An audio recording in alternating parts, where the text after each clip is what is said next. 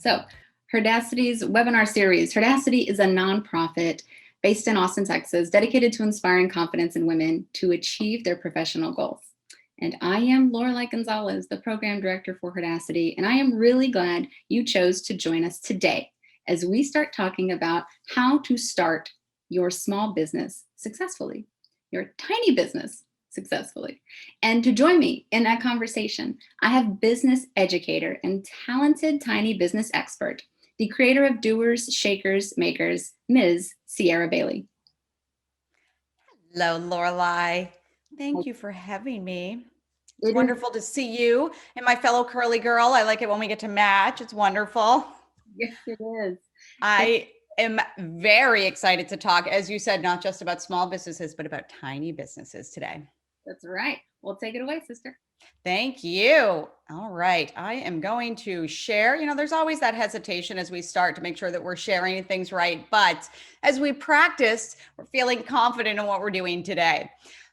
We're talking about talented tiny businesses, talented tiny business owners, really. And why are we talking about this? Well, we are talking about this. Hold on, I have such problems navigating technology here. We are talking about this because it is my passion to not only talk about talented tiny business owners, but to offer the tools and resources and support for this group. Why? Well, I have been a talented tiny business owner for about 20 years. And for 16 of those years, I was a jewelry designer. So I was a maker as well as a business owner.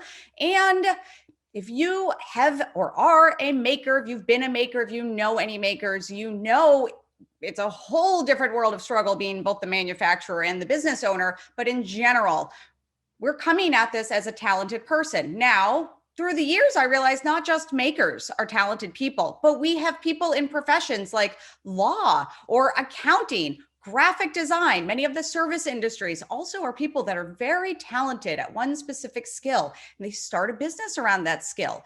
And then a few years in, they think, I have no idea what I'm doing business-wise. I spent my entire education time getting very good at this thing that I do. I'm not 100% sure if I'm doing this right. I don't know who to ask for help. I don't know where to turn.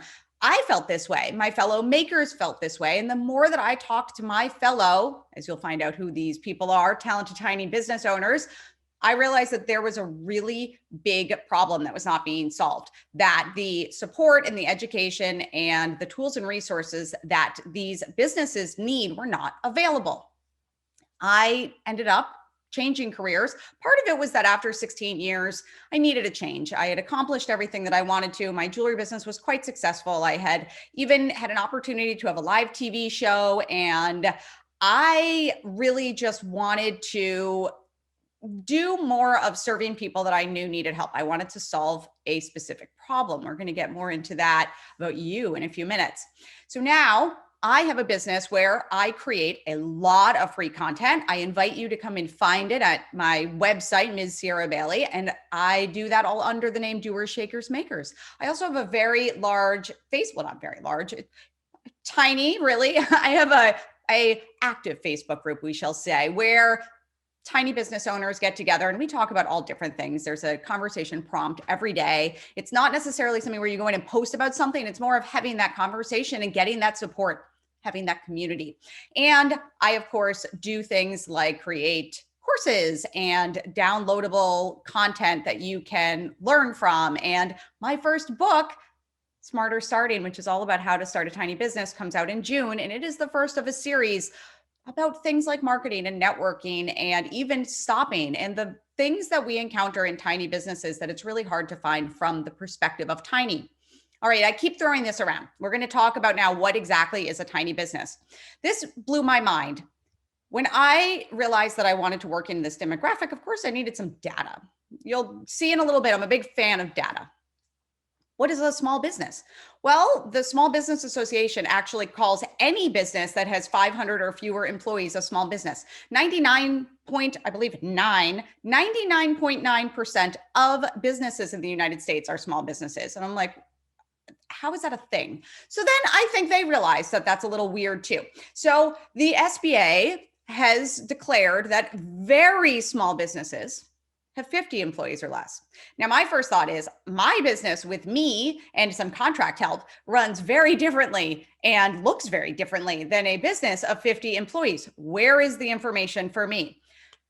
They do sometimes talk about micro businesses, and those are, in fact, the 5 or fewer employees. But I don't like the name micro. I like tiny. So I have come up with my own classification, and my people understand that tiny businesses mean 5 or fewer employees. It may be 1 employee. I definitely put the solopreneurs in there, the freelancers, people that want to just be one person. But when you see any information that is geared towards small businesses, I want you to keep in your mind that that could be up to 500 employees. I think there is a revenue cap on that too, like $1 billion or something insane.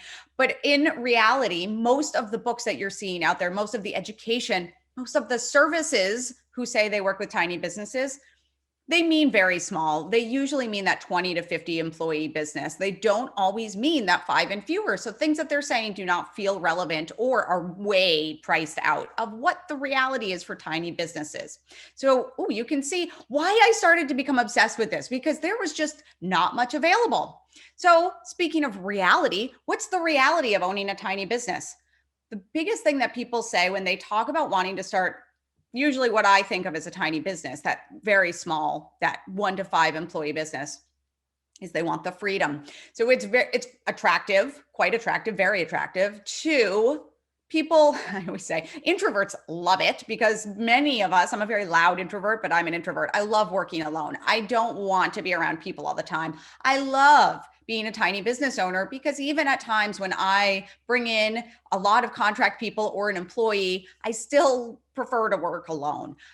That is partially the freedom that people talk about. But the other side of that is the scheduling freedom. It is that very flexible schedule, that ability to maybe jump up and go on vacation for an entire month. I know of tiny business owners that do that, or many months, to pick your kids up from school every day without ever having to worry about scheduling conflicts, to caring perhaps for a ailing family member or an elderly parent or something like that.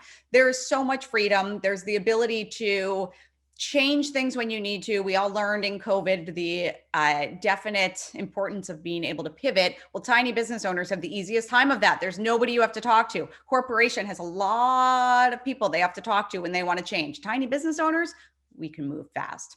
You also have, for the most part, low overhead. Again, that working alone thing, it comes up a lot when I talk about it, because I know so many of us enjoy that part. But there are no limits to your success. So tiny business does not mean a cap on your revenue. It merely refers to how many employees you have. It really more refers to the size of the business structure you're looking to do, not the income you can earn. Again, that tiny business, you can stop, you can change direction, you can fire clients if you don't like them, and you can add on revenue streams. So you can have a fantastic and successful and incredibly lucrative tiny business if you have strategy behind it. Of course, the cons, there's no handbook. I mean, there's no handbook to anything, but there is definitely not a handbook to tiny businesses. I am not a fan of people, let's say, giving you the playbook that they had their success by. Why? Because it's really hard to replicate success in your own business by doing the same thing you've had in the past. It's even more difficult to do that with somebody else's business. The reality is it's really tough to run any business. There are constantly decisions that you're having to make. There are constantly things that you're having to really take judgment and have strategy on, and not knowing what the outcome is going to be. It's scary. It's very stressful with money all of the time. You, especially those first year, maybe 2 years, are really having to do the majority of the tasks yourself. And it can be isolating. I know I keep talking about the being alone, but there, even for introverts, is a lot of stress that comes from not having people to talk about things with. That's why I work so hard to build that community and have that thriving Facebook group going on. So you don't feel so alone if you are a tiny business owner. You know you have people out there. The other thing is that the reality of owning a business is that, I've talked about having the things you're good at, the talents that your business is built around, you're going to do that about 20% of the time. The other 80% is going to be getting clients, making sure clients are happy, billing, all of that.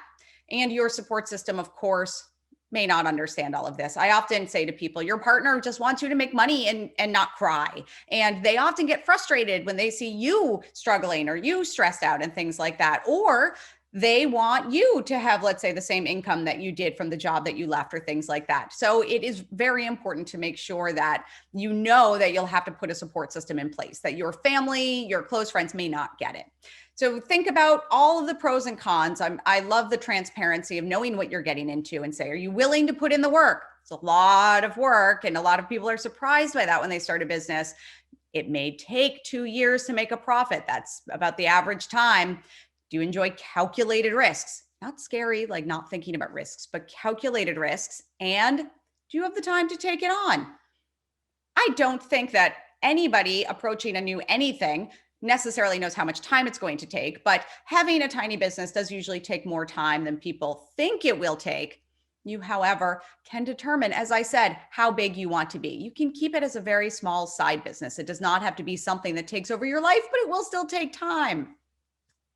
The most important thing that I always encourage people to think about as they're starting their business is to define what success looks like to them. You've heard the Simon Sinek talks all the time about knowing your why and all of that. But besides knowing why you're getting into it, it's really important to understand what does success mean, because success to you may be not having to go to a traditional 9-to-5 job every day. It may be having an additional revenue stream from a tiny business in addition to your job. It may be that you really want to serve a certain demographic and solve a certain problem. And like I said, it could be in addition to the job. It could take over what the revenue was from the job. So everybody has their own definition of success. It may be hitting a certain dollar amount per year. It may be, like I was giving that example earlier, taking that month off. It may be just creating the products and services you believe in. But you need to have a definition of success, or you'll find that you're just chasing success the whole time, that you're not 100% sure what you are chasing. So if you don't say, this is what success looks like to me, you'll always wonder, am I doing what I want to do? Am I here? Am I accomplishing things? It's a really interesting, if you leave, let's say, a corporate job and you start doing your own business, it's really interesting to all of a sudden be in charge of your own definition of when something's done, when the client is satisfied, what that looks like and all of that. It's really important for you to be thinking about these things. You also want to be thinking, besides your why, about your purpose. What is the point of it all? Are you looking to improve, let's say, the lives of women in your community? Are you looking to create a dog food that makes it so your dog's joints don't ache? You want to think about what your mission is, and you want to think about where you're trying to go with that. It does not have to be that you're trying to make Google. It could be that you are trying to have a brand or a business or do a service that allows you to still be involved in your community and still involved in your family, things like that. I keep alluding to the what problem will you be solving. Talented people come at starting a business a little bit differently than people, let's say, who are coming from business school and looking to start a business. Talented people are often saying, I already know what I'm good at. I already know the skills I have. I know I'm a great baker. I know that I am fantastic with graphic design. I went to law school and want to practice law. I am a CPA and love doing taxes. We know these things. We already know our skills, our talents, and our hobbies. So we often forget to define what the problem we are solving. This is very important, because as you communicate to people, you need, which is marketing, communicating to people what you do, you need to be telling them the problem that you'll solve. It seems so simple, and yet many people forget this very simple aspect. But when you are starting out, it's so important to know, what problem am I solving? Now, if you are not coming at this from, I already have a talent, I have a skill, but I just know I want to do something business-wise, the best place to start is, where are you having friction in your life? Where are you seeing that you want to solve a problem? So it may be, I will go back to that dog food example. My dog, every food that they eat reacts badly to. It is affecting his health. I really care about his joints not being in pain, something like that. And you want to stop that. You want to help other dog owners who are going through the same thing. So that would be solving a problem. You are setting out to make food that does not do that. And then maybe you would go from there. Like I said, the talented people, We sometimes come at this a little backwards, but that's fine. There's no right or wrong of anything with business. The most important thing is knowing what you enjoy doing. So, when I said earlier, 20% of the time is going to be actually doing that thing, that skill, that talent. The other 80% is going, especially that first year, to be doing your marketing. And that includes social media, to be doing your books, to be getting new clients, to be making sure that you have the products and services available for your clients and maybe creating new ones. It may be bringing on people and training them if you're going to have contract or that up to 5 employee number. So you really want to know and you really want to define ahead of time. What do I love doing? What do I really not like doing? What do I never want to do? What am I horrible at? Have a real look at this. I so strongly say to people, owning a business is very hard. It is not something that everybody wants to do. Understanding what the reality of it is so important, because there is no shame in staying in a job or working for a corporation or working for another talented tiny business owner. They need people too. You definitely do not have to take the path to run your own show if you don't want to do all those other things. So you should just be aware at the beginning of it. You should know all of these things, because you may make the choice not to do it. You may make the choice that you only want to spend a certain amount of time, let's say per month, have a side hustle. I'll give a great example of this. I have a client of mine she actually would be a tiny business owner in multiple businesses. So she's a realtor. Number one, realtors are tiny business owners, and she loves to bake. She has baked her whole life. She actually has her kitchen certified as a cottage industry kitchen, which means she can cook food and sell it to the public up to $10,000 a year. So technically the IRS determines that $10,000 mark as a hobby if you're making under that, but she has a job as a realtor. She loves being a realtor. She just doesn't want to eat everything that she cooks. So she wants to share it. And if she could recoup the expenses for the raw ingredients, that would be fantastic. $10,000. She doesn't have to do much marketing. Word of mouth from her realtor clients really are the people that she works with. So she's pretty happy having a very low-key tiny business on the side of her other tiny business. 2 revenue streams makes her happy. She does not want to have to do the owning of a brick and mortar. She wants to stay that $10,000 limit kitchen because she doesn't want to own a bakery or do that all the time. And she realized that. So she made the choice, well, if I do it at this level, I don't have to do a lot of the things I don't want to do. I can focus on the things I want to. That's the beauty of tiny business. There's a lot of flexibility. She could open up a bakery. She could have mail order and use a professional kitchen that she rents to ship out, let's say, cookies around the country. These are all options, but she had the choice and she made one that really worked for her lifestyle. That brings me to, don't quit your day job for as long as you can. And if you don't have a day job, that's okay. But acknowledge that it may take 2 years for you to meet that level of income that you would have working for a company. The least stressful thing that you can do to yourself is then figure out a way to do both. I did that with my jewelry business. When I transitioned from my jewelry business to my current business, I was able to put together a nest egg to ride me through for about 1.5 years. And I am in a very luxurious position of having a spouse, and my partner knew what was happening and was also, willing to cut back with me on household expenses while I transitioned. When I had started my jewelry business, I actually had many layers here, but I am an oversharer. So I'll full transparency on that. I had been married and then went through a divorce, and I ended up, when I was in college, I ran bars. I was the manager of bars while I was in school.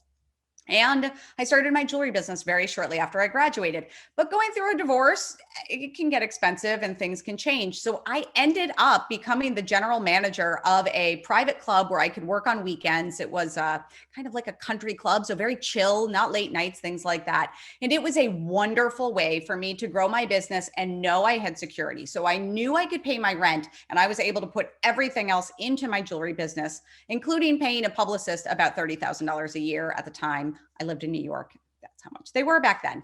But I did not expect my business at that time to be able to all of a sudden make that extra money, give me the security and all of that. Because if it didn't, I don't know what I would have done. So it's okay for you to have a backup. It's okay for you to keep your job. There's just a lot of guilt in everything. There's a lot of judgment on everything on the internet. You do not ever have to feel like you're doing something that I'm not giving my all to my business. If you want to keep having a job, or if you want to get a part-time job while you're starting a business and it gives you that security, that's fantastic. There's nothing wrong with making yourself feel secure. You do not have to sleep on somebody's couch to start your tiny business. Now, a big thing that people feel when they start a tiny business is that the first steps are name, forming an LLC, having a fancy website designed, having a big logo designed. You don't need any of those to actually have a business. And if you go online and you go to the IRS website and you look into it, I will say the book I have coming out in June, I talk about the difference. You'll see the differences between a DBA, an LLC, and a corporation. It is up to you how you want to form it. But if it is you creating something without a business partner, that you are offering a service or a small product that you are making for the first year, you are fine being a DBA until you start to hit certain income levels that you need to be able to pay lower taxes. But at the beginning, it's fine. It's $25 to register at the county clerk's office. You can start with that. DBA, doing business as. So really, if you don't want to use a business name, you can do things under your name until you hit the 10,000 income mark. And that's when you have to make sure that you are paying your taxes. If you sell things on Etsy, that's when Etsy starts sending you the 1099 form. So up until that point, as you're figuring things out, you can fly a little under the radar. You have to collect sales tax though. That is a reality of selling anything in Texas that is either a product or even like a downloadable worksheet. And they're considering making services have sales tax. So you have to make sure you're not breaking laws, but you definitely do not need to form as a corporation or an LLC day one. I also have found that many people decide to change their business name after starting. So here are a few tips about naming. You should have a business name to protect yourself. So even though I'm Sierra Bailey, and when I'm working one-on-one with clients, they just think of me as that. They don't necessarily think of my business. I use the Doers, Shakers, Makers as my official business name. That is what is on my bank account. That is what is on my Stripe account, things like that. Why? Well, there are a few reasons for that. The biggest is because if anything, let's say you end up selling or there's a legal thing, you don't necessarily want your personal name involved in it, especially if you sell your brand ever, not something tiny businesses usually do, but of that possibility, you don't want to sell your name and then not be able to use it. You also don't want to have a name that includes what you do. Why? Because of that flexibility I talked about earlier. Because if you decide to change tax, if you decide to add things on, you don't want everyone to associate what you are doing for your business with maybe a name. Let's say it was, Sierra Bailey Jewelry. That would really keep me locked in a few things. One, my name is on there. And so growing can be a little more difficult. And two, it says the word jewelry in there. If I decide to not do jewelry, I can no longer use that. You want to, when you get that business name, reserve it everywhere. Use it on the social media big sites. You don't have to post for your business and your personal account. You can just have in that right there social media profile, I do everything over at the @my-name and keep doing things. Don't make your life harder. Keep everything simple. You want to, like I said, get your name and your business name in the URL and handles. If your name is not available, you can do like I did and use Ms. Sierra Bailey. I have my name as a URL, but the social media handles were all taken because I had used my business name for so long. It's why I encourage you to get both reserved. You can change your name on things, but there are certain areas like in Etsy, you can change your shop name, but you can never change your / business name. That will say what you first created it as. And I will say, I, as a jewelry designer, always sold off of my own website. I started my jewelry company before Etsy. But when Etsy started, I'm not going to say no to an additional revenue stream. So if you do have a product, make sure you are getting that name on Etsy, on Yelp, on Amazon, anywhere where you think you're going to sell. A reminder, made-up names are awesome. Think like Xerox, Kleenex. These are completely made up names, and easy and simple to spell names are ideal. I mean, doers, shakers, makers. People put it backwards all the time. I should have known better with my own name there. So let's recap. What are our first steps? If you want to start a tiny business, you need to know what problem you're solving and why. Even if I'm a graphic designer, what am I solving? Think about that. I am creating, beautiful logos for blah, blah, blah, blah, blah. Why do I like to do this? You need to be able to explain what you do and for whom. This is also called your elevator pitch. It's that 30-second thing. Networking is a great place to get these honed in and to start to make sure you are communicating clearly. You need to be able to legally accept money. It's as simple as if you register a business name as your DBA, you can then take that DBA to the bank. You can open a business bank account. Fantastic. If you have to do sales tax, thanks to COVID, you can do everything online now. You can then register that with the, the comptroller of Texas. You need to have a place to work. It could be your house. It should be your house. Stay scrappy, overhead, low.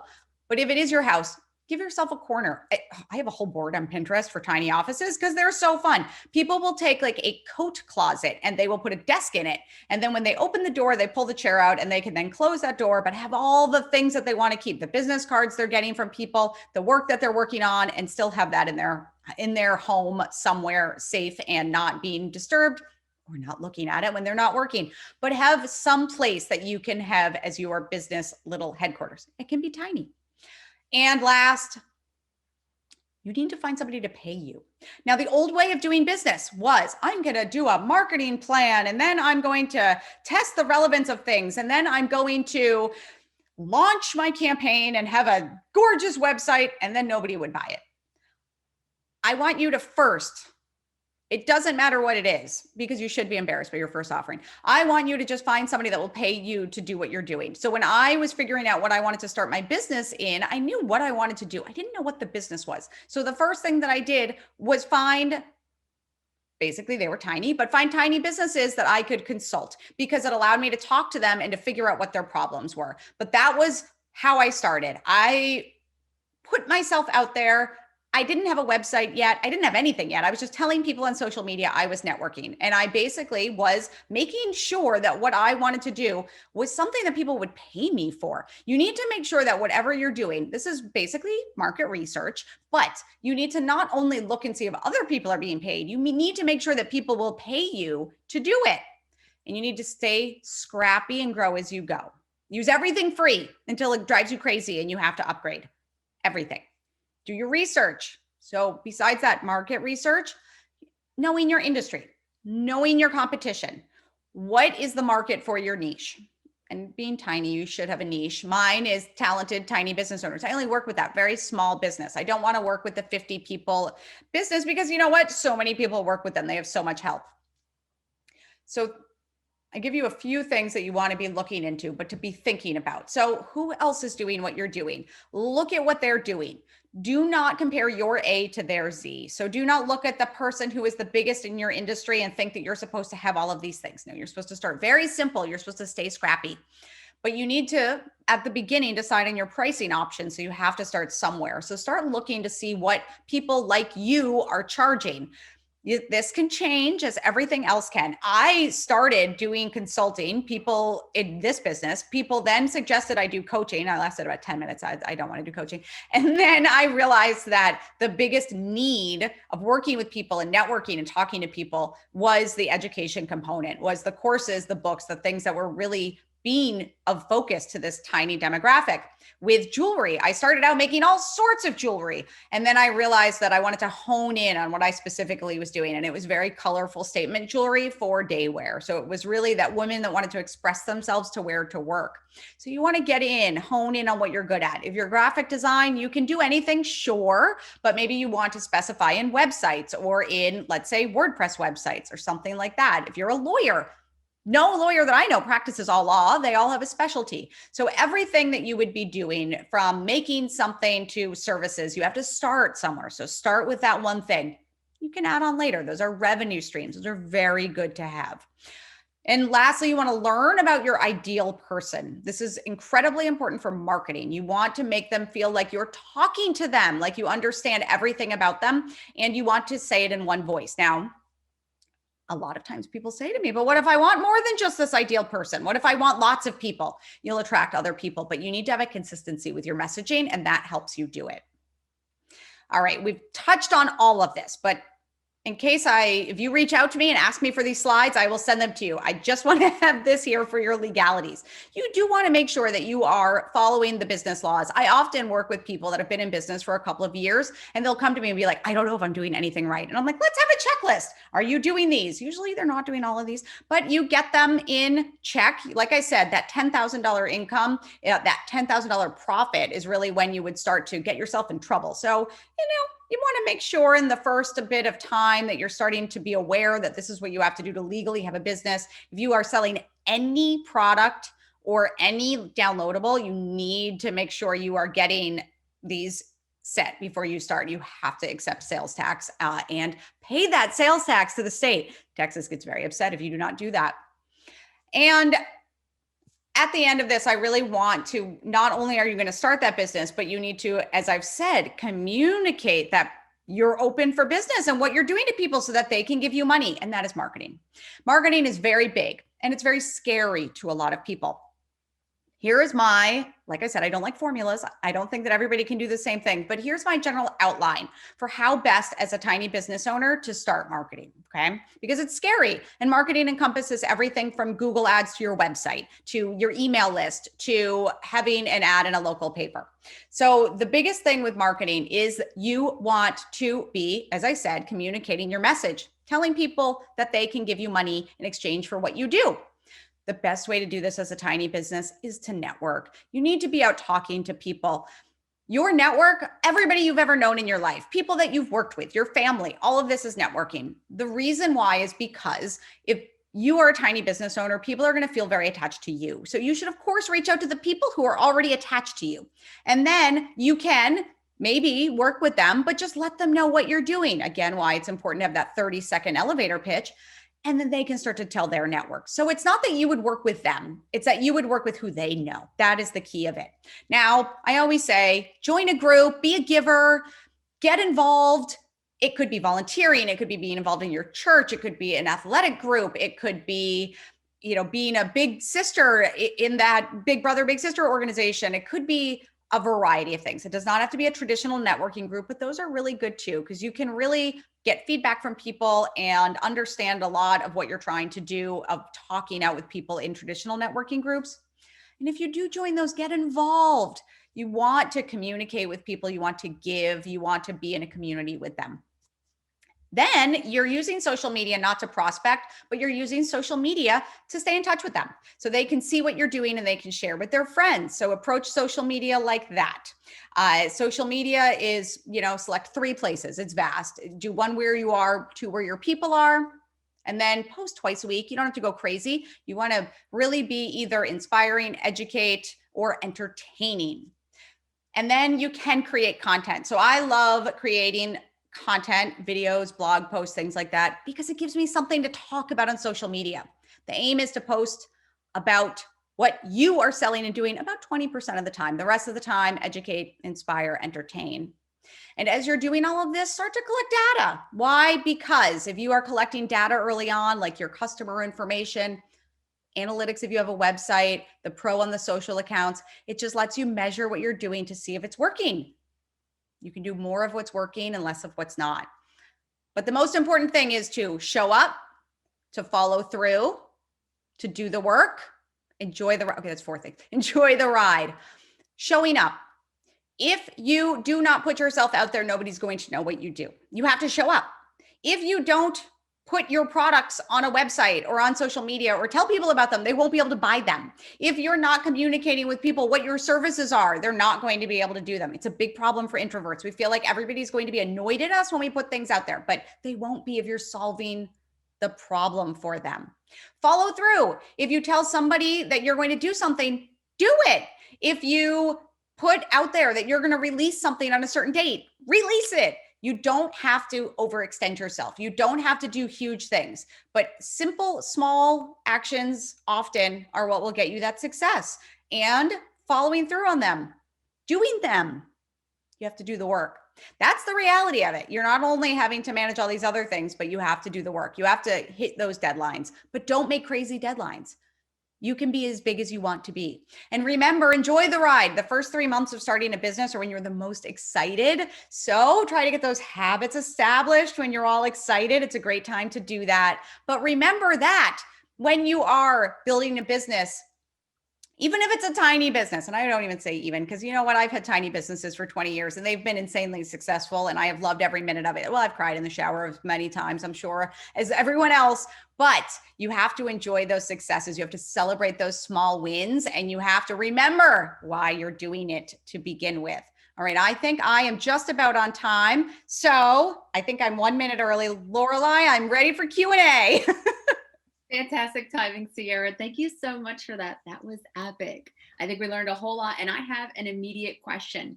Now, for those of you who do have questions for Sierra as well, I want to direct your attention to the Q&A button or the chat button at the bottom of your screen or wherever your Zoom panel is.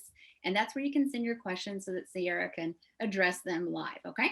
Now, Sierra, my first question for you. Now, you mentioned a couple times throughout your presentation kind of some of the things that introverts might get caught up on. What about some of those extroverts out there? What are some of the challenges they might face in sitting down and working?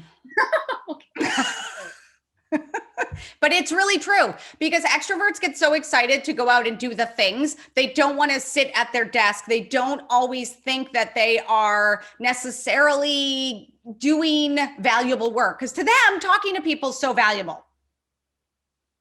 Also, batching. So maybe an extrovert wants to run around and talk all the time, and that is fine. But you also need to take some time to do, let's say, social media, things like that. So if you get into batching, you can do all of your social media, let's say 1 day a month, and then you can run around and talk to people the rest of the time. It makes it a little bit easier to do things. There are questions coming in. You want me to just grab them as they come in? I got you. Now, one of the questions I think is really important is for you to tell us more about a DBA. Where do people start? You kind of like low-key touched on it real quick. Yep. And what about if they started without a DBA in the first place? Well, if they've started with nothing, all you need to do, and I will even say DBA, doing business as, is technically you registering your business name. Okay, so you're doing that with the county registrar's office that Dana Dubois, right? Is that her name? In Texas, runs that in Austin. The office is located on Airport Boulevard right now. You can simply Google DBA Austin, Texas. However, I think because of COVID, you can do it online. It is about a $25 fee. The biggest thing that they will ask is that you have looked up your name. So if you go to the county clerk's office, it walks you through. Technology is fantastic. You can do it very easily. How to look up a name. When we register our names, they are by county. So people could have the same business name in another state, in another county, even in Texas. That's why it's so important to look up your URL as you are thinking of a business name. Make sure the social media is available. It's why I touched on that in the what's in a name. And then it's a very simple, it's easier than getting married. It's the same office actually that you get your marriage license, and you just fill in your, what your business name should be, your home address, and you have a DBA. You get a certificate in the mail, and then you can take that certificate to the bank to open up your business bank account, and to the registrar's office or the comptroller's office, to register for sales tax. Excellent. Okay, now you sell a service. Yep. Do you have any specific advice for those who are selling services like coaching or workshop style? Yep. Services you have to remember is technically, and there's a book, I cannot remember the author. It's an old book, so some of it's very dated, but it's called Selling the Invisible. It's what you're doing. You are selling an invisible product. You're selling the outcome. So you have to remember when you're doing your marketing, when you are talking about anything that you do, that you have to be talking about what they're going to get from it, not necessarily what the thing is. It's selling the value of it, but it is also I think it's one of the most fun things about business because you're really making up what you want to do. You can do anything. That is overwhelming to people. So start usually with the one-on-one. But if you want to right now start selling a service, sign up for Calendly. That is or Acuity, it's another one. That is a way to book things, and you can actually link it to a Stripe account, which you can just link your Stripe account very easily to your bank account, and you can have people book one-on-ones with you from your calendar in about 15 minutes from that one link. You don't need a website, you don't need anything. All you need is that link. It will charge them, and you will absolutely be able to just talk to people on the phone and say, let me send you my link. When you are starting to sell services, it's why it's great to network, because you can practice on the people that you're talking to. If you see lots of nodding and lots of like this and eyes lighting up, you know they understand what your service is. If they're going and kind of doing that, then you're not explaining your service right, and it might be hard to get people to pay you for it. All right. I want to talk about getting paid. Where do people start to look at the rate that they could be charging? That's when I was talking about the researching your competitors. So you easily can Google that exact thing, like consulting services, Austin, Texas. You have to understand when you're looking at things. Don't compare either your A to their Z. So don't think that you're going to be somebody that's, let's say, 35, starting consulting, charging the same thing as somebody who's probably like 70, who's been in the industry forever. Like that's probably not going to be the same. But if you're looking at somebody's website and you see a lot of what you do in them, start to look at what they're doing. Not everybody posts service prices on their website. So I always say, look for like 10 websites. That's great anyway.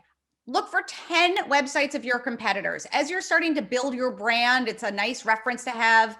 As you're starting to put together not just your pricing, but your offerings and your like what you have available, what social you use, have 10 websites that you can refer to and see what people are doing. Okay, I want to stay on money for a second. When it comes to banking, you mentioned banking earlier. Yep. What about if we're making like a tiny amount, like $1,500 a month or something? Do you suggest having a separate business bank account? Yes, only because it will make your life easier and your money person, being your bookkeeper, your CPA, eventually it makes their life easier because it's already sorted. If you want to use one of the apps that classifies things like your expenses when you're paying for them, that is fine too. I also, if you are collecting sales tax, when you set that up, you can decide to pay your sales tax quarterly, monthly, or annually. If it's a small amount, you could do it annually, but set up a business savings account as well and automatically put all that money in there, as well as 25% of what you're earning, because when taxes come due, it will all be separated in there, and then it will not be terrifying when you get that bill. All right. Well, want to stay on taxes again. Are services taxable? Not at the moment in Texas. This is a hotly debated thing right now, and they are working on that. So at the moment, services are not taxable, but things like downloadable worksheets are, which is weird because they can become physical. It's mainly physical things in Texas right now that are, but if you do have a product and let's say you do a show in another city, you have to pay sales tax to that city. Got it. Okay.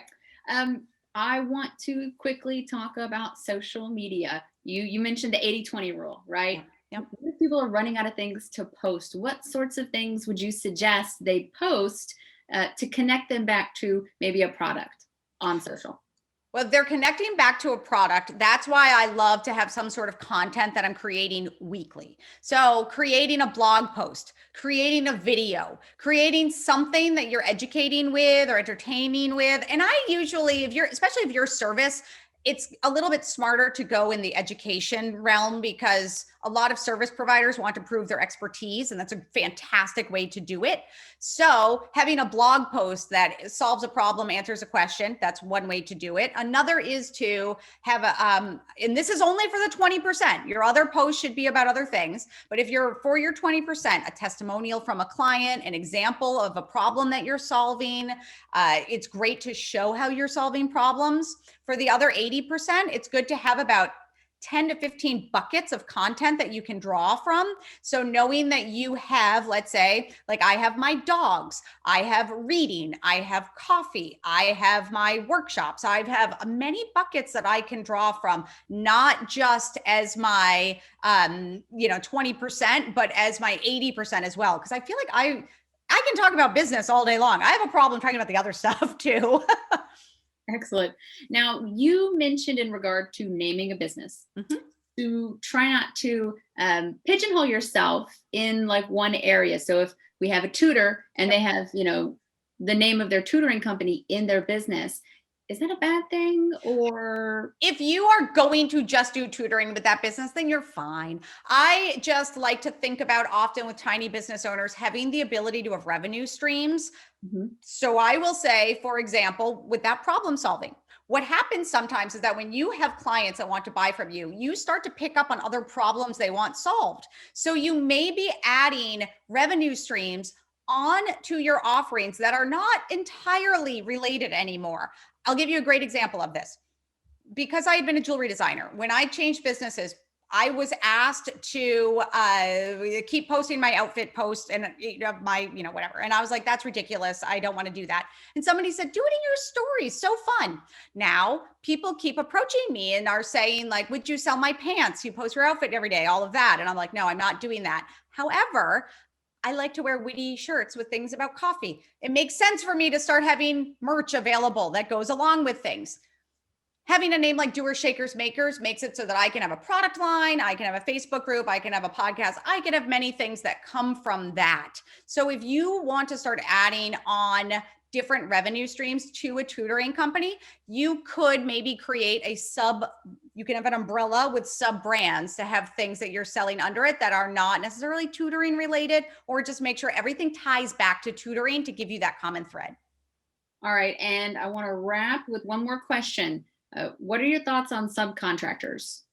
Fantastic. Use them as long as possible. That's the same thing that I was talking about with that stays scrappy. So I use this with people talking about technology all the time. If you're going to start to use Canva, you use that free Canva until you're cursing at Canva every day because you want the paid options. It's the same thing with employees. One, you cannot afford as a tiny business owner at the beginning, the really good talent, because you can't give them the full-time benefits that either a big company could or the freedom that they get from being a contract worker.